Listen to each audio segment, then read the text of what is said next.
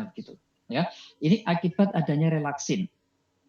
Nah, proses berikutnya apa yang terjadi?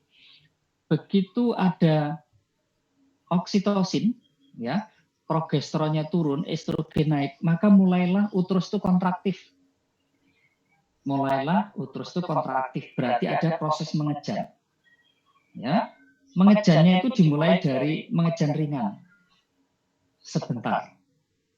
Ya, artinya tidak lama, hanya nyet gitu. Tapi ini sudah menimbulkan perasaan nggak nyaman pada induk, makanya biasanya induknya gelisah. Terus intervalnya lama. Kemudian muncul lagi, kontraksi lagi, tapi dengan waktu yang lebih lama. Jadi kalau tadi hanya set, gitu, ini lebih lama. Ya, terus lebih lama sampai keluar. Gitu.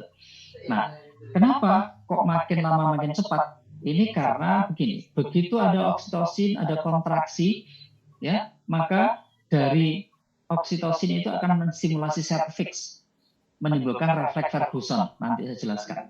Refleks Ferguson itu menyebabkan kontraksi, nah kemudian kontraksi itu berlanjut, jadi seperti lingkaran yang semakin seperti bola salju, ya, makin lama makin besar, maka kontraksi itu mengeluarkan fetusnya, gitu. Nah, seperti ini, ya. Ini jadi tadi sudah saya jelaskan, oksitosin menimbulkan kontraksi. Kontraksi ini menyebabkan organ fetus, entah itu moncongnya atau mungkin kaki depannya, itu menyentuh serviks, bahkan menekan serviks. Nah, tekanan ini menimbulkan rangsangan melalui sistem saraf ke tulang belakang, sumsum tulang belakang, kemudian ke otak untuk mengeluarkan oksitosin lagi lebih banyak. Nah, ini yang kemudian menimbulkan sifat seperti bola salju tadi, makin lama makin banyak. Ya, kontraksi lagi, menekan lebih kuat, oksitosin lebih banyak. Menekan lagi, kontraksi lebih kuat, dan seterusnya begitu. Sampai fetusnya lahir. Ya, kenapa kemudian fetusnya keluar? Dibantu dengan amnion yang berfungsi seperti pelicin. Seperti sebagai contoh, kalau kalian pegang sabun basah, licin kan? Semakin kalian tekan sabun itu, maka dia akan meloncat keluar. Nah, seperti itu. Nah, apa faktor penunjang proses partus? Yang pertama adalah kekuatan kontraksi dari uterus, otot abdomen, dan diafragma. Ada faktor fetus. Dan yang ketiga adalah saluran kelahirannya itu sendiri atau organ repronya. Yang pertama kita lihat kekuatan kontraksi. Uterus, abdomen, diafragma. Ya, tadi sudah kita lihat endokrinnya, progesteron turun, estrogen naik, PGH2 alfa naik, oksitosin naik, maka timbullah kontraksi miometrium. Dan miometrium itu berperan 90% terhadap proses kelahiran. Ya, jadi yang lain-lain itu hanya 10%. Gitu. Kontraksi uterus itu dimulai dari peristaltik dari apeks kornua. Jadi kalau kita lihat dari gambar tadi, nah gambar ini ya, kontraksinya itu mulai dari bagian belakangnya ini. Jadi dari bagian posteriornya fetus itu didorong keluar, peristaltiknya ke sana. Ya, sampai ke arah serviks. Dibantu kontraksi abdomen dan diafragma 10%. Gitu. Nah, ada sedikit perbedaan pada spesies lain, anjing dan babi, karena anjing dan babi ini kan termasuk beranak banyak, ya. Maka kontraksi itu dimulai dari bagian uterus yang mengandung fetus dulu, karena kadang-kadang kornua sebelahnya tidak mengandung fetus, gitu. Begitu juga pada babi, ya. Terus faktor kedua untuk keluarnya, ingat bedakan ya. Kalau tadi yang menginisiasi, ya, yang memulai kelahiran adalah fetus karena stres. Sedangkan yang di sini kenapa? Fetus perannya kedua. Ini adalah peran untuk kekuatan mengeluarkannya. Bedakan ya, jangan bingung. Ya, peran kedua itu adalah fetus.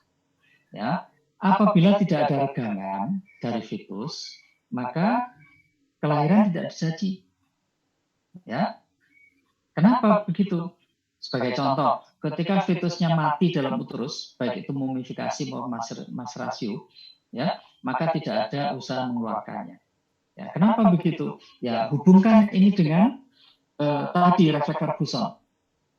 Kalau fetusnya itu tidak ada regangan, tidak menyentuh serviks, berarti kan tidak terjadi refleks Ferguson. Ya, kalau refleks Ferguson tidak ada, berarti tidak ada pasokan oksitosin lagi, gitu. Padahal dengan refleks Ferguson kan begitu ada sentuhan di serviks, ada refleks untuk keluarnya oksitosin, ya, lebih besar. Tekanan lebih besar, oksitosinnya lebih besar lagi, begitu seterusnya. Dengan demikian kalau tekanannya ini tidak ada, ya tentu saja tidak ada oksitosin untuk mengeluarkan fetus. Ya. Yang ketiga, saluran kelahiran atau organ repronya tersumbat apa enggak? Bisa tersumbat oleh tumor, oleh pembukaan serviks uteri yang kurang, atau saluran kelaminnya yang kecil. Nah, nanti kita lihat di kasus-kasus yang namanya distokia maternal. Nah, fase kelahiran itu bisa dibagi menjadi 3 tahap. Yang pertama adalah fase persiapan, yang kedua adalah fase pengeluaran fetus, dan yang ketiga adalah fase pengeluaran plasenta. Ya. Persiapan. Ini kalau dihubungkan dengan fisiologi itu lebih mudah. Ya. Intensitas kontraksinya itu 15 menit selama 15 sampai 30 detik. Nah, jaraknya antar kontraksi itu 15 menit, ya. Dan lamanya kontraksi 30 detik. Tapi kemudian meningkat. Jaraknya menjadi setiap 3 menit, ya. Sebelumnya kan setiap 15 menit. Kemudian ini setiap 3 menit. Dan kontraksinya lebih lama, 20 sampai 40 detik. Gitu. Ya, itu lebih mudah dipahami dengan refleks Ferguson tadi. Kenapa terjadi demikian? Intervalnya menjadi lebih pendek dan waktu kontraksinya lebih lama. Ya karena ada refleks Ferguson tadi, gitu ya. Kemudian ada kontraksi abdomen, ya, dari uterus itu dimulai dari apexnya, sudah saya jelaskan tadi, kemudian didorong keluar, ya. Nah, kemudian biasanya kalau setelah fetus keluar akan diikuti dengan plasenta. Nah, fase persiapan ini ditandai dengan pembukaan serviks yang sempurna. Biasanya dokter akan menyatakan itu dengan bukaan berapa. Berapa itu maksudnya sekian jari. Bukaan 1 jari, 2 jari, 3 jari, atau 5 jari. Ya. Kalau sudah pembukaannya sempurna, itu berarti fase 1 kelahiran itu lewat. Nah, ini masih terusannya ya. Prosesnya biasanya bervariasi, tanda-tandanya berbeda juga, ada kontraksi, ada pergerakan fetus, refleks Ferguson tadi sudah saya jelaskan. Ya, kemudian pada yang jelas pada sapi dan kuda itu diakhiri dengan pecahnya korek lantois, kadang-kadang disebut sebagai breaking water. Jadi mulai pecah area-areanya di situ, mengeluarkan cairan sebagai apa? Pelicin. Ya. Nah, ini contohnya. Ini amnion yang sudah mulai muncul seperti itu. Tanda-tanda klinisnya, fase 1 itu mencari tempat tersendiri. Nah, ini insting. Karena kalau misalnya sapi yang digembalakan, ya, bergerombol, ketika dia melahirkan tentu anaknya khawatirnya akan terinjak-injak oleh temannya, gitu. Mencari tempat tersendiri, nafsu makan menurun, ya, ada kolik ringan. Kenapa kolik ringan tadi? Ada kontraksi dari uterusnya, berkeringat karena menahan sakit. Ekornya biasanya digerak-gerakkan. Gitu. Yang kedua, fase pengeluaran fetus. Setelah serviksnya membuka sempurna, maka fetus itu akan dikeluarkan. Berbeda-beda dari tiap spesies, ya. Sapi itu setengah sampai 1 jam dan seterusnya. Nah, dimulai dari menyembulnya kantong amnion yang berisi fetus, kemudian tekanan yang lebih besar di pelvis, ya, sistem saraf pusat, refleks mengejan lebih kuat, ya, mengejannya asalnya dari situ, makin kuat, dan akhirnya fetusnya keluar. Gitu. Tanda-tandanya ini sudah tadi pecah, ya, ketubannya, kemudian moncongnya atau kakinya mulai keluar, ya, ketubannya itu pecah karena plasentanya tadi tersobek oleh kaki fetus, ya. Kalau tidak pecah ini biasanya dibantu oleh dokter hewan, ya. Pada sapi perah biasanya begitu, ya. Sapi perah itu peternaknya biasanya open dengan sapinya, ya, menjelang kelahiran itu dia malah kontak dokter hewannya, dok, tolong sapi saya dok mau melahirkan, gitu.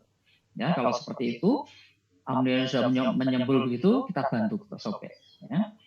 Nah, kemudian fetusnya keluar. Kalau monotokus ya sudah selesai. Tapi kalau politokus itu selang-seling. Fetus keluar diikuti plasenta, fetus keluar plasenta, gitu. Lanjutannya, ini sudah tadi sudah saya jelaskan. Nah, fase kedua itu kalau pada kuda digambarkan begini, mulai dari dia berguling-guling keluar, ini pecah ya, sampai dengan fetusnya keluar, anaknya keluar, gitu. Ya. Kalau pada kucing seringkali malah dibantu oleh induknya itu sendiri untuk mengeluarkan anaknya. Ya. Yang ketiga adalah fase pengeluaran plasenta.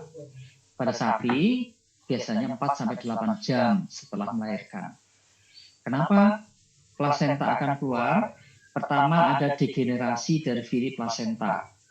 Jadi plasenta itu sebelumnya kan mendapatkan vaskularisasi, pasokan nutrisi. Ya, begitu fetusnya lahir, maka pasokan nutrisinya itu vaskularisasinya berhenti. Maka plasenta itu menjadi protein mati. Ya, maka mulai degenerasi. Ditambah lagi setelah fetusnya keluar, ya, itu kan menggantung ya. Ya, menggantungnya itu menjadi pemberat untuk kemudian jatuh, ya. Nah, apalagi induknya masih mengejan. Dari mana mengejannya? Tadi sisa-sisa mengejan dari proses mengeluarkan fetus. Ya, maka akan keluarlah plasenta itu. Kalau plasenta tidak keluar, maka ada kelainan, namanya ada retensio plasenta, dan itu harus kita tolong. Karena kalau tidak ditolong, ya terjadi infeksi yang kemudian menjadi endometritis, bahkan metritis atau piometra, yang itu nanti mengganggu proses birahi berikutnya, berarti tidak bisa beranak setahun sekali. Ya, nanti ada pelajaran tersendiri. Nah, ini sudah. Pada monotokus gerakan peristatik uterus dari ujung kornua ke aboral, jadi ke belakang. Oral depan, aboral berarti lawannya oral belakang. Ya. Pada politokus berganti-ganti, ini sudah saya jelaskan tadi. Waktu pengeluarannya variasi dan seterusnya ya. Terus biasanya pada kuda itu 3 jam, ruminansia itu sekitar 2 jam proses keluarnya. Fase ketiga kelahiran, keluarnya plasenta itu seperti ini, masih menggantung ya. Jadi karena ada degenerasi di dalamnya, ini menggantung menjadi pemberat, akhirnya jatuh pluk gitu. Ya. Biasanya kalau di peternakan, kalau ada kondisi seperti ini, lebih baik dipotong sebagian begini, jangan menggantung. Kenapa begitu? Pertama, untuk menghindari supaya tidak digigit hewan liar. Kalau digigit hewan liar ditarik, berarti akan ada perlukaan di dalam. Ya. Yang kedua, supaya infeksi tidak menjalar. Yang ketiga, kalau induk ini rebahan, istilah bahasa Jawanya jerung ya. Nah, kemudian dia berdiri, mungkin ini terinjak oleh teman sebelahnya. Nah, maka bisa terjadi perlukaan di dalam. Gitu. Tanda-tanda klinisnya biasanya tetap masih ada sakit ringan, ya, kolik ringan, tapi tidak seberat ketika proses melahirkan. Ya, kalau politokus tidak jelas ya, karena plasenta dan fetus itu keluar berganti-ganti. Nah, kalau dilihat dari fase 1, 2, dan 3, pada masing-masing spesies ini berbeda-beda. Ya, silakan dipelajari sendiri. Yang jelas ini dipakai dasar untuk satu, menentukan kejadian distopia atau tidak. Ya, pada sapi distopia itu terjadi kalau fase 1 dan 2 kelahiran itu terlewatkan. 1 ya, distopia apa tidak. Yang kedua, retensio plasenta apa tidak. Sapi misalnya, pengeluaran plasenta itu 6-12 jam. Berarti kalau lebih 12 jam, termasuk dalam kasus retensio plasenta gitu. Ya. Nah, selesai. Ini kata-katanya Pak Cuk ya, mungkin berguna bagi kalian. Hidupku di pundakku, apa itu? Mau sesulit apapun, mau seberat apapun, hidupku tetap di pundakku sendiri. Tidak ada gunanya mengeluh dan sebagainya ya. Baik, kita lanjutkan ke materi berikutnya. Insya Allah tidak lama kuliah kedua ini. Yang kedua adalah tentang induksi kelahiran. Nah,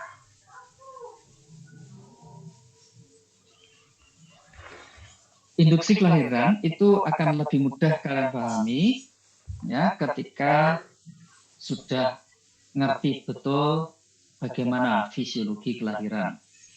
Ya, apa sih induksi kelahiran? Induksi kelahiran adalah inisiasi kelahiran pada stadium 1 kelahiran. Supaya apa? Segera masuk ke stadium kedua. Jadi kelahiran kan fase 1, 2, 3 atau stadium 1, stadium 2, stadium 3 ya, jangan lupa itu. Nah, induksi kelahiran itu tujuannya apa? Yang menginduksi stadium 1 supaya stadium 1 terjadi. Kalau stadium 1 terjadi maka masuklah stadium 2. Tujuannya apa? Ya, supaya fetusnya lahir hidup, sehat, dan normal. Gitu. Targetnya itu. Fetusnya lahir hidup, sehat, dan normal. Nah, lalu untuk apa kok dilakukan induksi kelahiran? Ya tentu ada indikasinya, ada maksudnya. Ya, kita lihat. Animasinya begini. Ada bedanya induksi kelahiran dengan induksi abortus ya. Untuk aborsi istilahnya gitu. Mengakhiri kebuntingan tanpa memperhatikan kesehatan dan kehidupan fetus. Ya. Jadi pokoknya anaknya ini harus dikeluarkan, kalau tidak itu berbahaya. Gitu. Misalnya terjadi kebuntingan di luar kandungan. Ya, itu kalau dibiarkan berbahaya pada induknya. Maka dilakukan aborsi dengan cara sesar tentunya kalau itu ya. Nah, dalam hal melakukan induksi kelahiran, maka yang pertama dipertimbangkan itu adalah kecakapan dari personalnya, jadi pelakunya. Jadi tidak boleh sembarangan. Ya, meskipun pada hewan, maka yang boleh melakukan hanyalah dokter hewan. Itu yang diberi kewenangan dalam bidang medik itu hanya dokter hewan. Tentunya dokter hewan juga punya alasan yang logis. Karena dokter hewan, nanti kalian di lulus dokter hewan akan mendapatkan sumpah dokter hewan. Disumpahin gitu ya. Mengucapkan sumpah dan janji sebagai dokter hewan. Kemudian yang kedua, pasti ada risiko pada neonatusnya. Risiko pada anak yang baru dilahirkannya. Ya. Kemudian terminasi bunting ini normal atau abnormal. Ya, misalnya pernah kejadian sapi bunting sudah masuk bulan 10 kok belum ada tanda-tanda melahirkan. Nah, seperti itu kelahirannya kebuntingannya diakhiri dengan diinduksi kelahiran. Ya. Dan yang tidak kalah pentingnya harus memperhitungkan untung rugi secara ekonomi dan ini harus atas persetujuan dari pemiliknya. Jadi tidak serta-merta kita melakukannya. Semuanya itu harus pertimbangannya adalah untuk pemilik. Ya, kalau kalian sudah pernah tahu mungkin ya, semboyan dokter hewan adalah apa? Manusia meriga satwa sewaka. Berbakti kepada kemanusiaan melalui dunia hewan. Artinya apa? Ketika peternak menghadapi persoalan seperti ini, maka pertimbangannya itu adalah keuntungan dari keuntungan atau kerugian dari peternak. Jangan sampai kita melakukan tindakan yang kemudian merugikan peternak gitu. Nah, pertama pada sapi, apa yang dilakukan? Pada sapi, ya, itu bisa dilakukan minimal 2 minggu terakhir dari masa kebuntingannya. Ya, tidak boleh kurang dari itu. Ya, kalau kurang dari itu, maka ya viabilitas induk fetusnya itu akan rendah. Dan pasti ada efek samping, yaitu retensi plasenta. Nah, mengapa demikian? Jadi sebetulnya nggak usah dihafalkan ya, logika saja. Ketika kebuntingan itu belum mencapai tahap akhir, ya, atau secara fisiologis si induk itu belum waktunya melahirkan, kemudian diinduksi kelahiran, maka sebetulnya ikatan antara plasenta fetalis dan plasenta maternal, ingat kuliah yang lalu, plasenta fetalis adalah kotiledon, plasenta maternal adalah karunkula. Nah, ikatannya itu masih sangat kuat, gitu. Menjelang akhir kelahiran, ya, menjelang kelahiran, maka ikatannya mulai renggang. Ya, itu sebabnya kalau kelahirannya itu akibat induksi, maka plasentanya ini masih sangat erat melekat. Maka jadilah efek samping selalu terjadi retensi plasenta. Ini pernah diteliti, semakin mendekati kelahiran, mendekati akhir umur kebuntingan, maka retensi plasentanya itu menjadi lebih sedikit, gitu ya. Itu hasil-hasil penelitian yang disebutkan di bawahnya itu. Baik, tidak usah saya bacakan. Apa yang bisa digunakan? Preparat yang bisa digunakan adalah kortikosteroid, prostaglandin, atau kombinasinya. Kalau kalian pelajari tadi fisiologi kelahiran, ya, hormon yang terlibat antara lain adalah kortisol, ya, kortikosteroid atas rangsangan ACTH, ya, adenokortikotropik hormon. Nah, ketika sapi bunting disuntik kortikosteroid, bangsanya kortison, gitu, atau disuntik prostaglandin, maka pasti akan terjadi abortus, gitu. Ya, logikanya begitu, jadi jangan dihafalkan. Induksi kelahiran satu dengan kortikosteroid atau prostaglandin atau kombinasinya, nggak usah gitu, logika saja. Nah, preparat ini sering digunakan. Kortikosteroid itu nanti bekerjanya adalah mensintesis estrogen dari plasenta, ya, kemudian ada prostaglandin dikeluarkan dan ada lisis corpus luteum.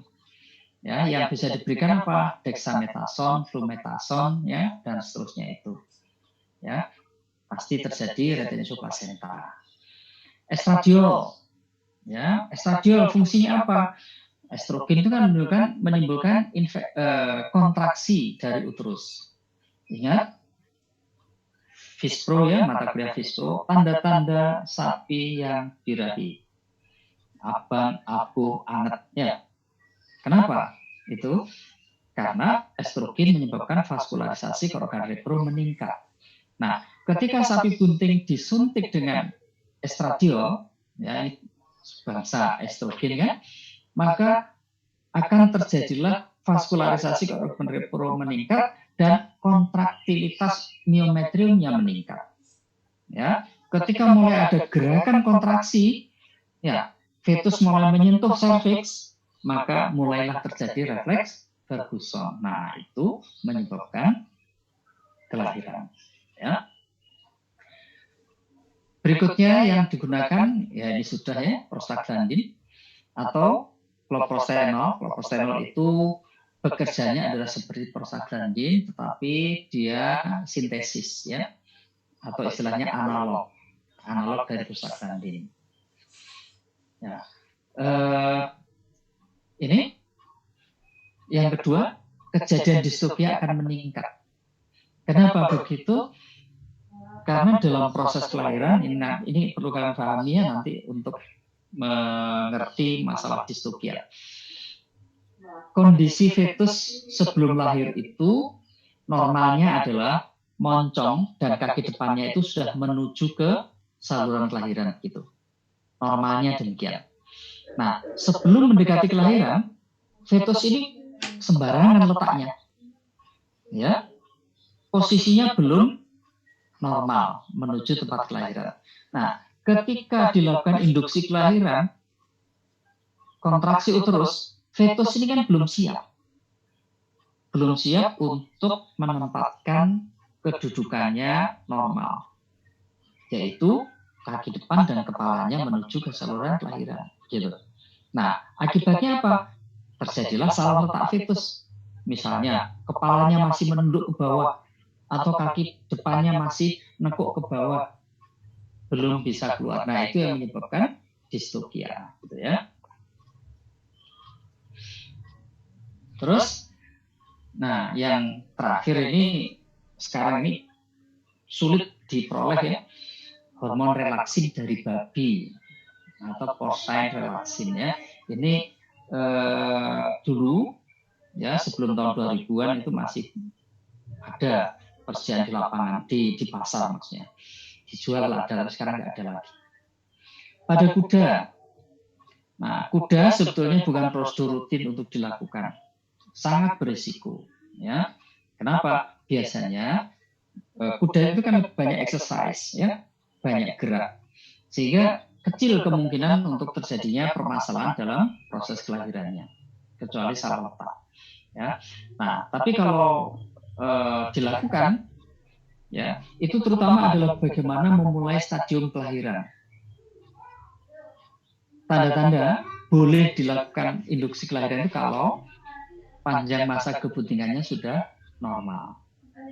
Artinya tidak jauh dari waktunya melahirkan. Nah, ini bisa ditandai secara fisik nanti dengan pemeriksaan. Pemeriksaannya nih, mame mulai membesar dan kalau putingnya dipecet keluarlah kolostrum. Nah, kalau sudah seperti itu, berarti cukup aman untuk dilakukan induksi kelahiran. Ya. Kemudian serviks setelah lunak. Caranya bagaimana? Ya dengan melakukan eksplorasi rektal. Dengan eksplorasi rektal kita bisa meraba serviksnya dan kita bisa meraba apakah serviksnya sudah lunak di situ.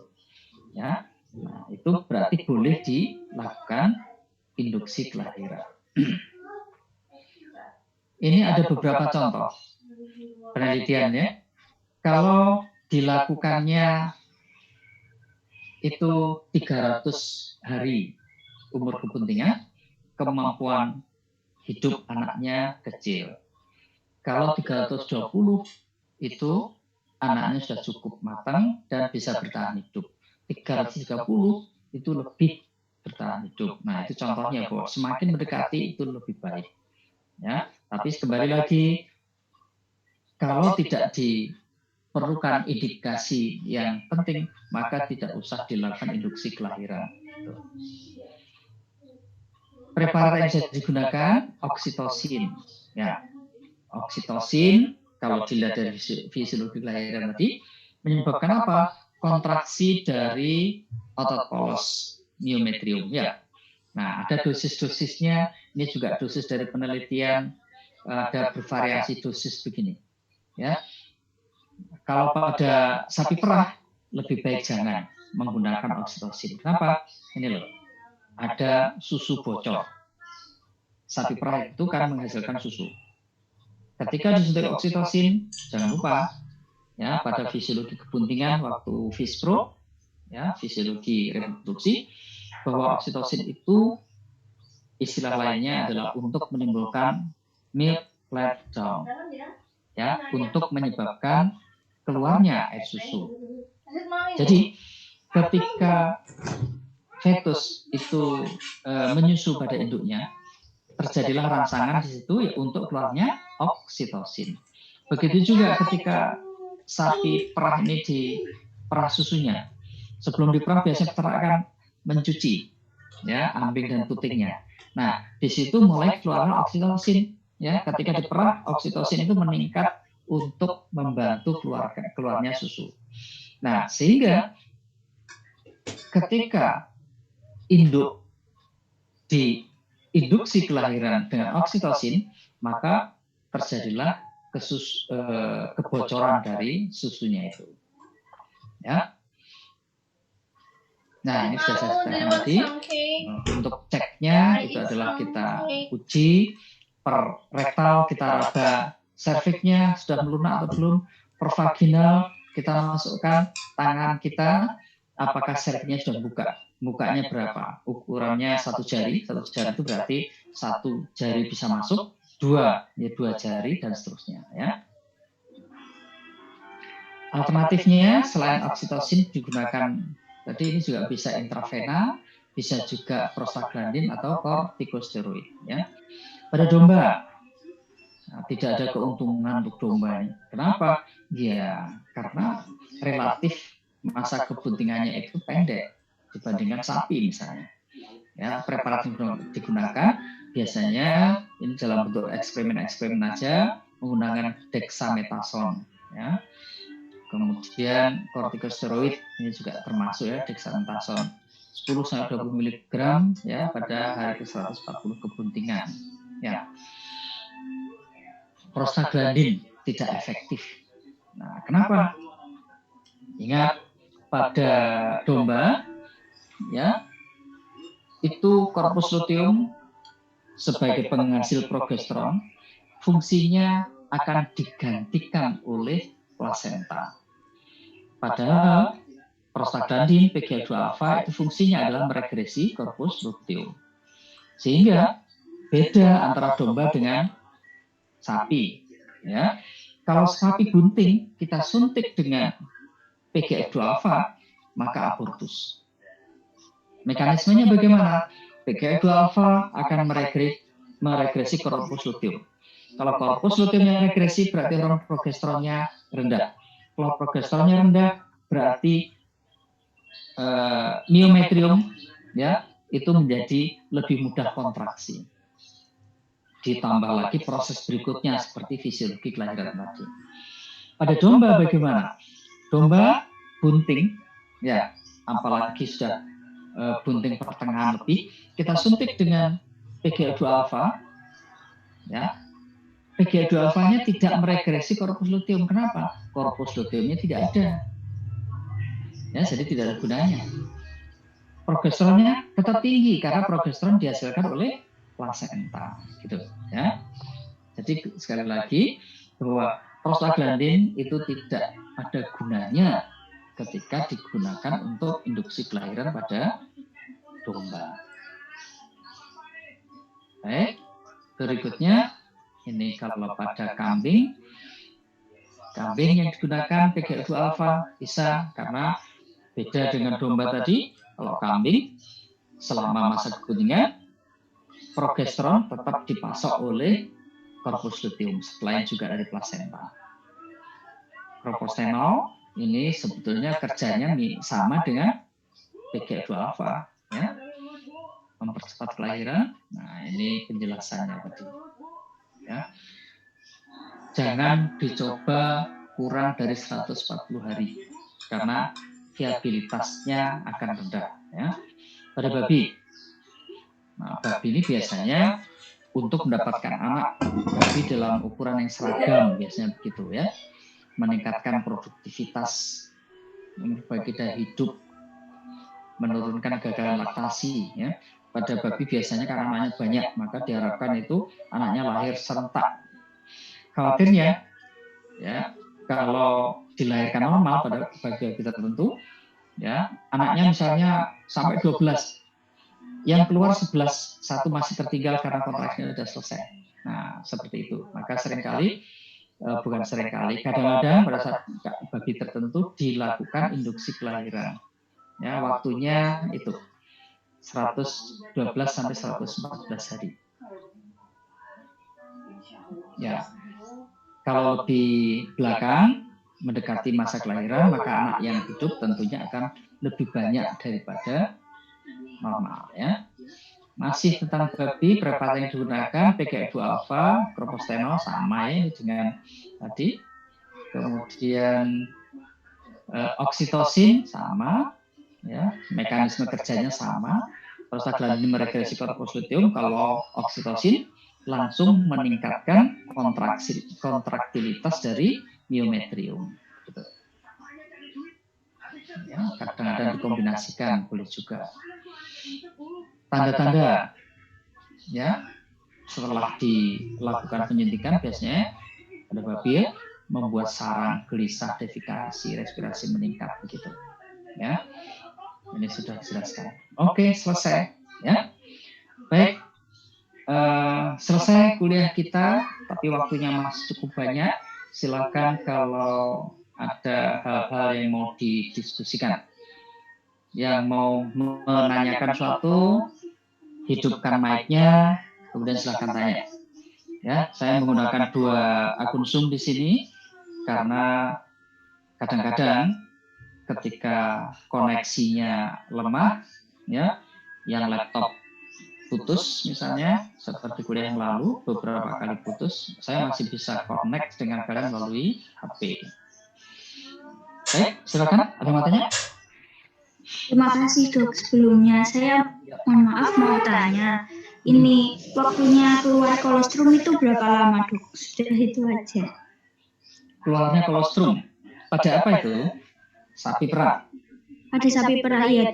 Ya, kalau sapi perah itu kolostrum keluar adalah setelah melahirkan. Sapi perah manajemennya begini. Pada kebuntingan umur 7 bulan, maka sapi harus dikeringkan. Dikeringkan itu bukan dijemur ya. Dikeringkan itu maksudnya tidak diperah susunya, tetapi pakannya itu diperbaiki. Mengapa begitu? Tujuannya adalah, ingat, pada sapi yang bunting lebih dari 7 bulan berarti proses pembentukan tulang dari anaknya, fetusnya, itu kan pesat sekali. Ya, maka kalsium ini diambil dari mana? Ya, tentu saja dari darah induknya. Ya, di samping itu sapi kan memproduksi susu. Di dalam susu juga ada kalsium. Berarti ketika umur kebuntingan lebih dari 7 bulan itu darah, ya, darahnya si induk itu akan diserap kalsiumnya, satu untuk pertumbuhan tulang anaknya, kedua untuk produksi susu. Ya, nah karena itu apabila tidak dilakukan kering, istilahnya kering kandang, tidak dikeringkan itu artinya tetap saja diperah terus, maka terjadi defisit kalsium dalam darah. Kalsium dalam darah kan dikurangi, pakai terus ya untuk pertumbuhan tulang anaknya dan untuk produksi susu. Akibatnya pada saat melahirkan kadar kalsiumnya rendah, itu yang disebut dengan hipokalsemi, menimbulkan gangguan yang namanya milk fever. Ya, nanti ada kuliah tersendiri. Ya, sebagai informasi, tanda-tandanya apa? Sapinya akan ambruk, tidak punya tenaga. Ya, karena ambruk berarti dia tidak bisa menyusui anaknya. Anaknya bisa mati, bahkan induknya sendiri bisa mati karena hipokalsemi, gitu. Ya, nah itu sebabnya harus dikeringkan. Nah, setelah dia melahirkan, maka baru kemudian susunya diperah. Nah, susu dalam setelah melahirkan 3-7 hari pertama melahirkan itu kadar kolostrumnya sangat tinggi. Ya, oleh karena itu makin menurun ya, paling tinggi begitu lahir itu kadarnya kolostrum paling tinggi, tapi makin lama makin menurun. Nah, kolostrum itu apa? Kolostrum ini tujuannya adalah untuk anaknya sebetulnya. Ya, susu sapi sebetulnya juga untuk anak sapi, ya kan? Tapi susu yang pertama keluar itu satu, dia mengandung pencahar supaya kotoran-kotoran dari fesesnya itu bisa dikeluarkan dari anaknya. Yang kedua, banyak mengandung antibodi untuk anaknya, ya, sehingga anaknya lebih tahan dari penyakit, gitu. Nah, itu kolostrum dihasilkan antara 3 sampai 7 hari setelah sapi itu melahirkan. Kondisinya terus menurun, gitu. Nah, biasanya sih yang diberikan pada sapi yang baru lahir itu dalam 3 hari pertama berikan kolostrum, tapi berikutnya boleh dari susu yang lain, gitu. Gitu ya. Baik, yang lain silakan.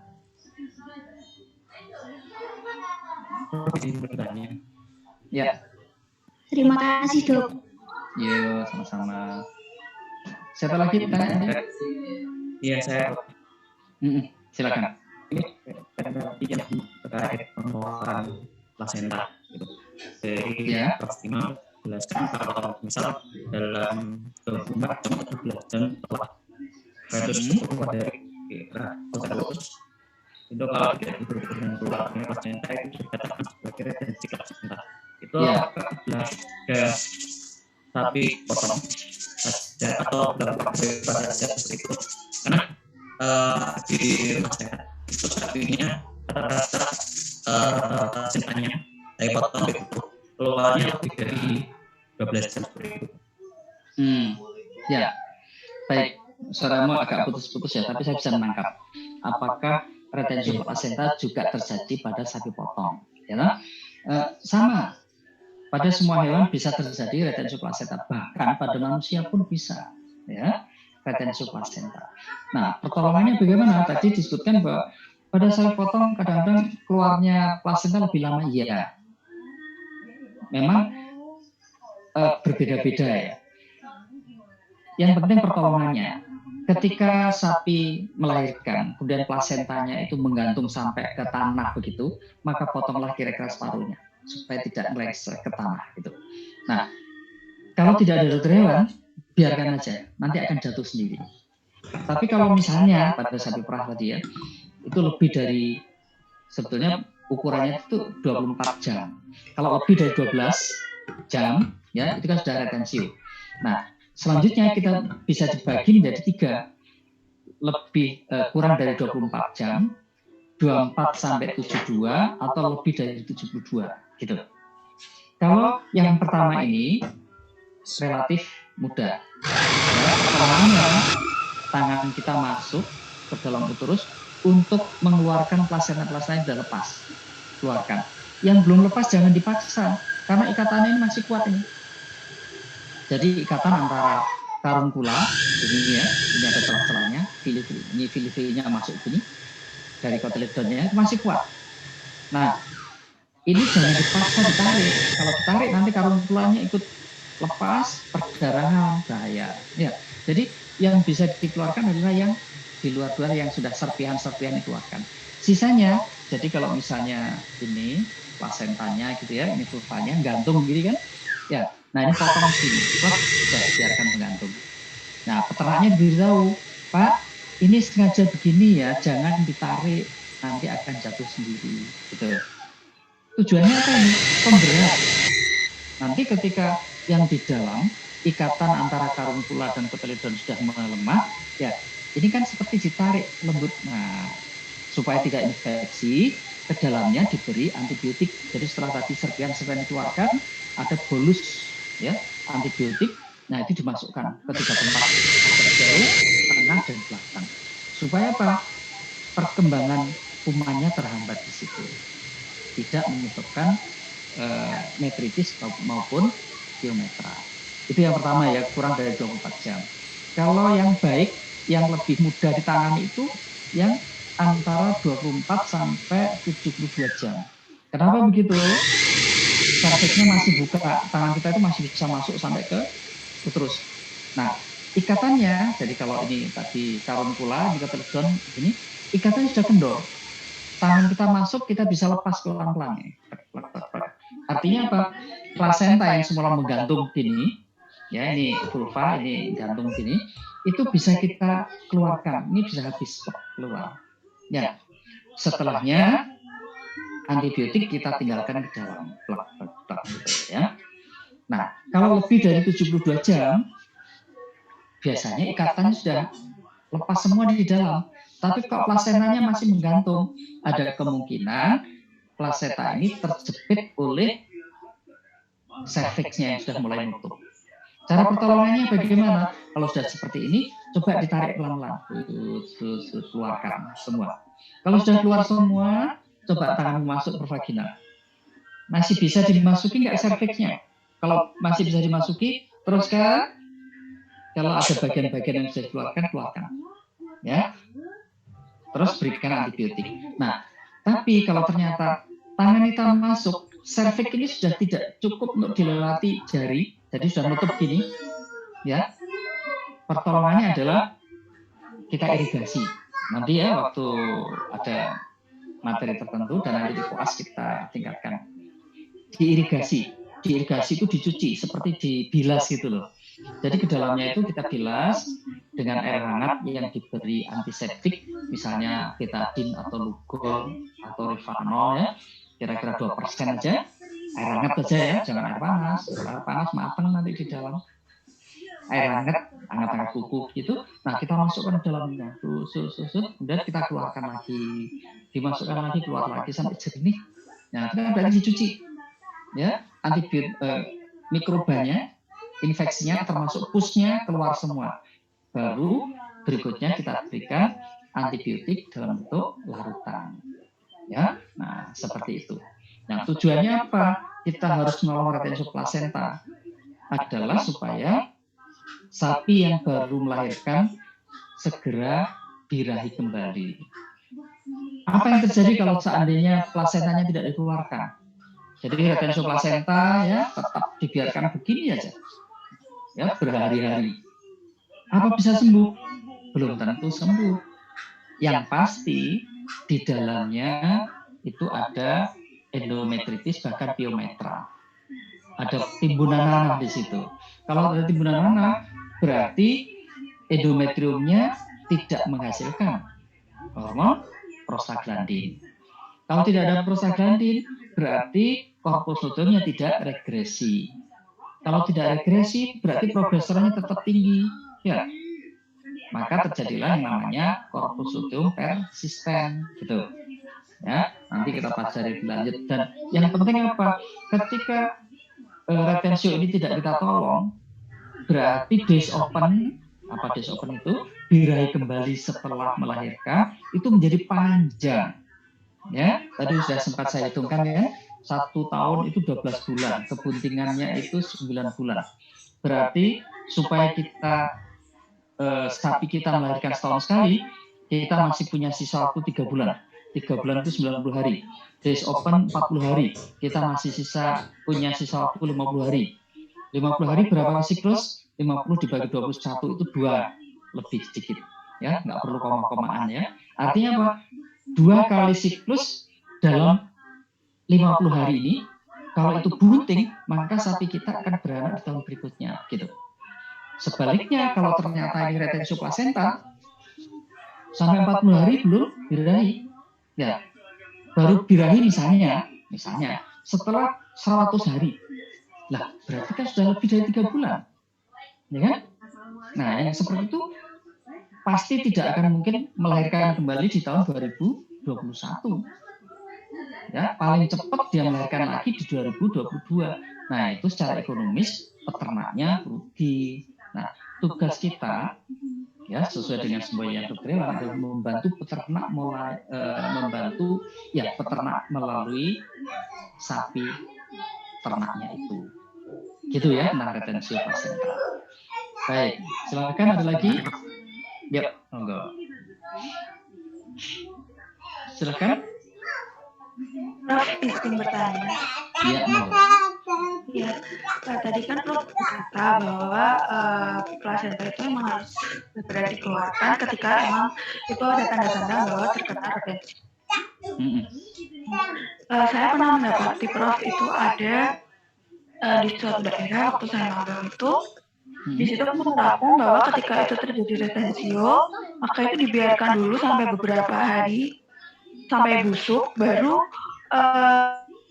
ditarik gitu. Katanya biar mengurangi pendarahan. Karena ketika itu sudah membusuk, itu lebih mudah untuk ditarik. Nah, itu apakah aman, Prof? Seperti prinsip seperti itu? Ya, betul. Jadi begini, penanganan kasus di lapangan, terutama oleh para mantri, itu banyak sekali variasinya. Ya, Anda menemui seperti itu, saya juga pernah. Jadi waktu saya PKL, ya di suatu tempat, saya masih mahasiswa ya, koas itu, keliling dengan mantrinya, ada kasus retensi. Terus dia bilang pada peternaknya, wes tak suntik sih ya, orang binoneh aku ini, 2 hari lagi saya kesini. Saya cek, disuntiknya apa? Cuman vitamin. Ya. Nah waktu itu saya pikir, loh, kok vitamin? Ternyata hanya untuk memuaskan peternaknya. Terus saya tanya, Pak, kok nggak ditolong langsung? Gak apa-apa dik, orang binoneh saya kicik repot. Nah alasan itu yang dipakai. Nah, apakah itu berbahaya? Berbahaya sehingga alasan dari tadi mantri tadi atau mungkin dokter hewan boleh ya. Ini yang perlu saya berikan paham kepada kalian. Ilmu kedokteran termasuk kedokteran hewan itu bukan hanya ilmu eksakta. Ada unsur seni di dalamnya. Apa maksudnya seni? Maksudnya antara dokter hewan satu dan yang lain itu boleh ada perbedaan, baik dalam diagnosis maupun pengobatan. Tapi tujuannya sama, ya, menyembuhkan pasiennya. Nah, kembali ke retensi. Satu, ada seperti diceritakan tadi, biarkan dulu, 2 hari lagi baru saya tolong. Tujuannya apa? Supaya ikatan antara karunkula dan kotiledon itu menjadi lunak, mudah dikeluarkan. Ya, kalau alasan yang dikemukakan tadi supaya tidak berdarah, betul. Kalau ditarik langsung memang berdarah. Berdarahnya malah bahaya ini. Karena apa? Kan begini katanya. Ya, ketika ditarik kemudian karunkulanya ikut lepas, nah bahaya ini. Ya, bahaya. Nah, jangan sampai ketika menolong retensi ini yang dilepas karunkulanya, yang bendol-bendol itu, yang dilepas itu selaputnya ini. Selaput plasentannya. Ya, satu itu dibiarkan dulu ditarik sehari atau 2 hari kemudian. Ada lagi, ini juga saya jumpai di PKL. Ya, karena di tempat PKL itu kasusnya banyak. Sehingga kalau kasus yang mungkin dipandang tidak membahayakan nyawa sapi induk itu tidak mendapatkan prioritas. Jadi ada sapi retensi gitu disuntik apa? Antibiotik. Kenapa disuntik antibiotik? Karena waktu itu sapinya sudah mulai demam. Plasentannya dicoba ditarik, masih belum bisa. Ya, suntik antibiotik saja. Nah, ada kerugiannya. Apa kerugiannya? Sapi perah kalau disuntik antibiotik, maka antibiotiknya akan menjadi residu di dalam susunya. Akibatnya apa? Ya, susunya tidak boleh dikonsumsi. Ya, kalau misalnya diam-diam di store aja ke KUD. KUD itu ada alat tesnya loh ya, untuk ngetes ada antibiotik atau tidak. Kalau ada antibiotik pasti ditolak oleh KUD-nya, gitu kan? Nah, itu ya, ada yang disuntik antibiotik. Ada lagi, tadi sudah sempat saya ceritakan, disuntik oksitosin. Ya, kejadiannya begini. Ya, saya menangani kasus di peternakan saya pernah, ini di Surabaya. Surabaya ada loh beberapa peternakan saya pernah. Itu peternakannya cerita, "Dok, sapi saya ini kok bocor ya, Dok?" Saya sudah nangkep bocor itu maksudnya apa? Susunya bocor.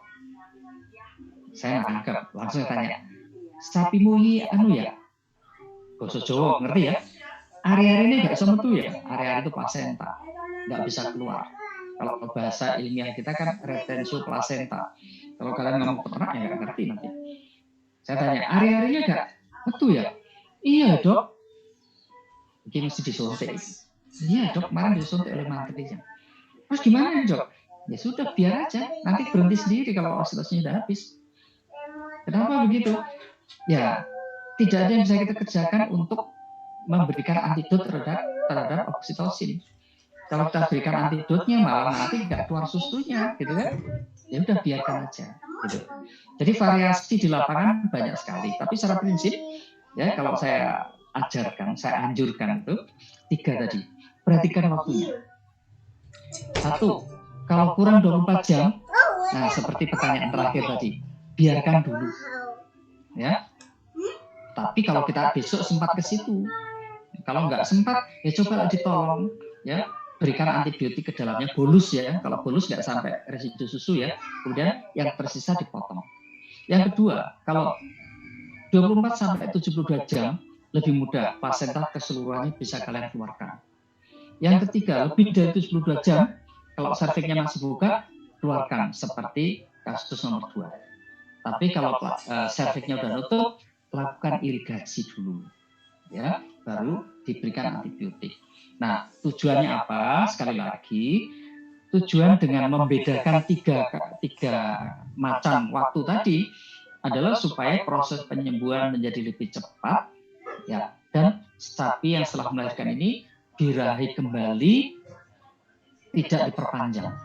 Artinya, kalau days open itu 40 hari, maksimum, ya, ditambah 50%-nya, 60 hari dirahi kembali. Ya, kalau 60 hari dirahi kembali, masih sisa 40 hari kan, 30 hari kan, nah ini dengan satu siklus atau 2 siklus, dikawinkan, kita masih bisa mendapatkan anak di tahun berikutnya. Begitu. Ya, jadi kembali lagi bahwa pola pertolongan retensio di lapangan itu ada bermacam-macam gitu. Tapi secara sebagai dokter hewan, saya anjurkan perhatikan waktunya tadi. Ada 3 kategori waktu. Kurang 24 jam, 24 sampai 72 jam atau lebih dari 72 jam.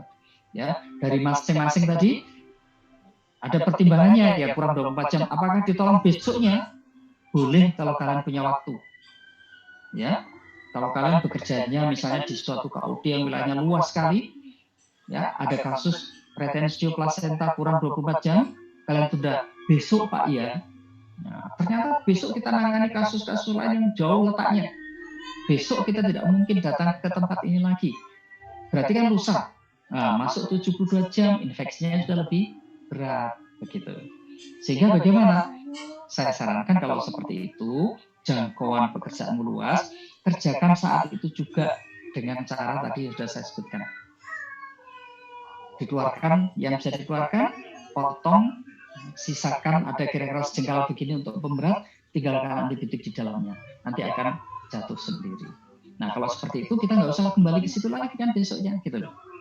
Ya, itu hubungannya juga dengan pola kerja. Baik, silakan ada lagi. Saya lebih suka kalau kalian banyak tanya begini. Berarti kalian punya wawasan yang berlebih. Silakan ada lagi.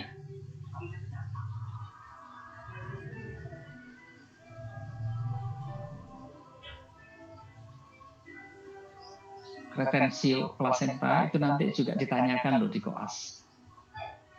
Kita akan ketemu lagi nanti koas. Nanti coba diingat-ingat. Ayo, siapa lagi yang bertanya?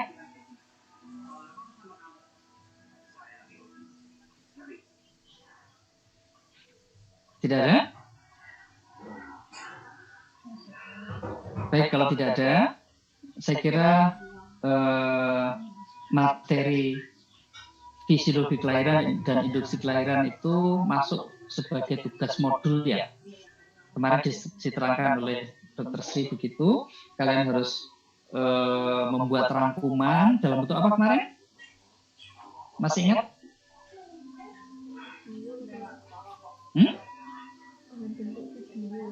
Video ya, betul.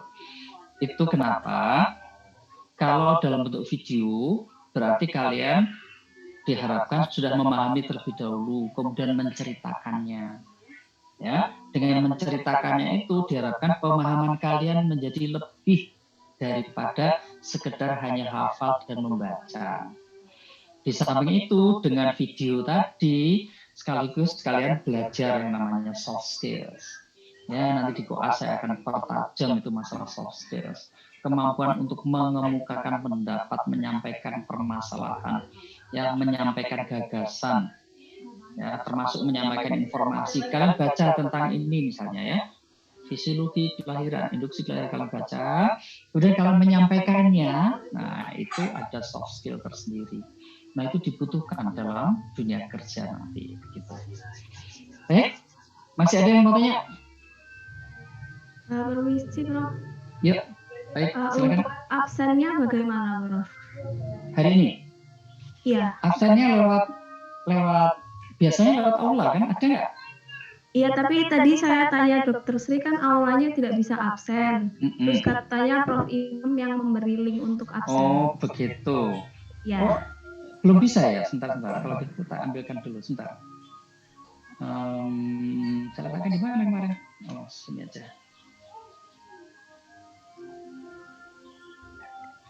Saya sampai lupa ini.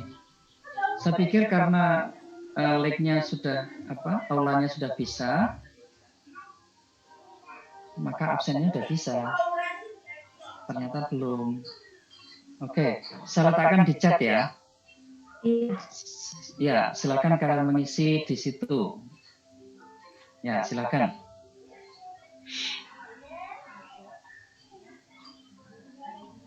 Terima kasih, Prof. Yang lain-lain silakan ya. Karena kalau sudah terlanjur ditutup, nanti hilang itu linknya.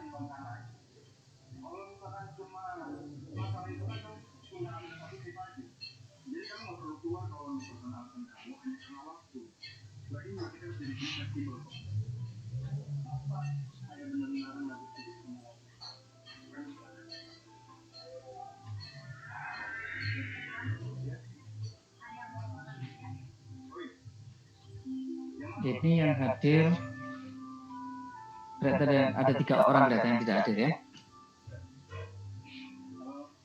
Terdata di sini partisipan ada 51. Saya menggunakan 2 akun, berarti 49. Ya, saya lihat di sini ada Dr. Akhil, berarti dikurangi 3, 48. Berarti ada 3 mahasiswa kelihatannya yang tidak hadir dalam perkuliahan ini. Baik, sudah absen semua? Kalau sudah absen semua, segera saya tutup. Kita akhiri perkuliahan kita. Kalian bisa segera membuat tugas. Saya beritahu ya, prinsipnya jangan menunda pekerjaan. Itu salah satu kunci supaya kalian lancar dalam studi. Karena kalau misalnya nih, tugas hari ini membuat rangkuman, itu kalian kalian tunda, ya, membuat rangkuman video kalian tunda, besok saja, minggu depan saja, ya.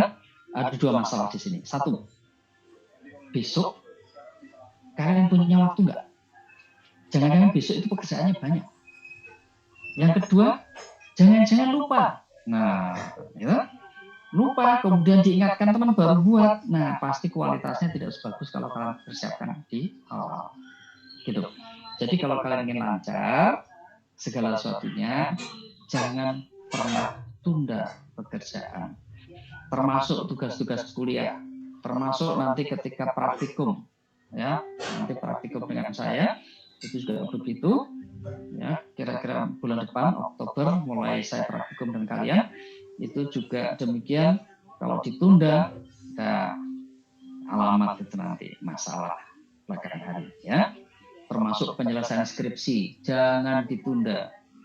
Banyak contoh, ya, yang saya temui, bukan hanya S1, bahkan S2, S3, yang doktoral sekalipun, ketika nunda, alamat. Ya, kalau sudah kena BWS, apa itu? Batas waktu studi, baru bingung, ya. Jadi jangan tunda. Jadi seperti sekarang ini, kalau kalian ada tugas seperti itu, maka segera rangkum, segera selesaikan, segera dieksekusi, segera dikirimkan, ya, laporan tugasnya tadi, ya. Baik, ada pertanyaan sekali lagi? Tidak ada? Kalau tidak ada, kita akhiri, ya. Jangan lupa jaga kesehatan, terapkan protokol kesehatan. Jangan remehkan situasi sangat gawat, ya. Jaga kesehatan diri, kesehatan keluarga dan lingkungan, ya. Jadi salam sehat, tetap semangat dan jangan lupa bahagia. Karena bahagia itu akan meningkatkan imunitas kita, ya. Baik, terima kasih. Billahi taufik wal hidayah. Assalamualaikum warahmatullahi wabarakatuh. Waalaikumsalam warahmatullahi Sama-sama. Terima kasih dokter. Sama-sama.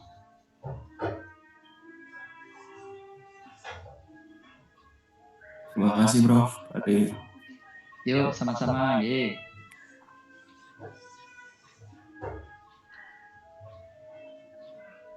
Terima kasih Prof. Sama-sama, yuk.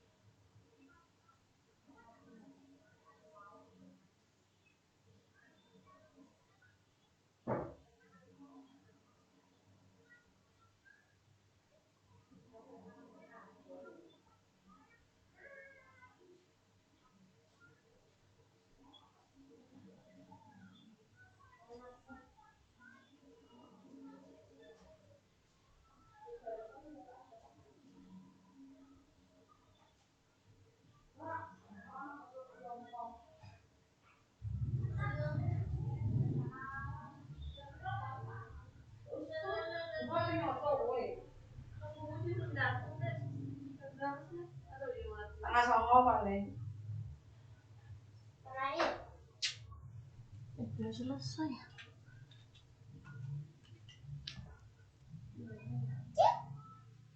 Ngapain di situ?